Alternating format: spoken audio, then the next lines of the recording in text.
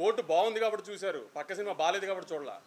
అలానే మ్యాడ్ బాగుంది కాబట్టి చూశారు, పక్క సినిమాల గురించి కూడా చూసింది మ్యాడ్. అది కూడా ఆయన తెలుసుకోవాలి. రివ్యూ చెబుతూ స్వాతిరెడ్డి పాట బాగుంది, కోరియోగ్రఫీ బాగానే ఉంది కానీ ఇంకా బాగుండు అన్నారు. ఆయన ఈ వయసులో కూడా చిరిపితనం ఎక్కువ కదా ఆయనకి. దబిడి దిబిడి అదిదా సార్లా ఉంటే ఆయన హ్యాపీ ఫీల్ అవ్వడేమో, అలా లేదు కాబట్టి ఆయన హ్యాపీ ఫీల్ అవ్వలేదు. ఇత కూడా చాలామంది రాశారు, కంటెంట్ లేదు, సీక్వెల్ అడ్వాంటేజ్ ఉంది అంతే, సెకండ్ హాఫ్ పండలేదు, సునీల్ గారు పండలేదు, ఇది అదే.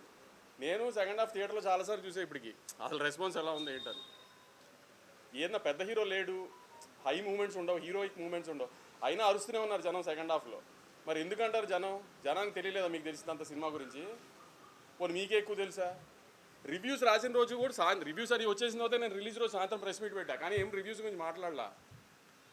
ఎందుకంటే వాళ్ళ జాబ్ వాళ్ళది, మన జాబ్ మంది. కానీ వాళ్ళ రివ్యూని జస్టిఫై చేయడానికి వాళ్ళు ట్వీట్లు వేస్తున్నారు, సినిమా కరెక్షన్లు ఊరికే ఉన్నాయి కంటెంట్ లేకుండా. అది కరెక్ట్ కాదు కదా.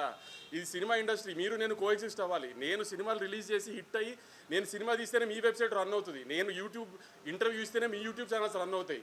మీ ఇండస్ట్రీలో మేము యాడ్ ఇస్తేనే మీ వెబ్సైట్ రన్ అవుతుంది. అంతేగాని సినిమాని చంపేయడానికి ట్రై చేయమాకండి.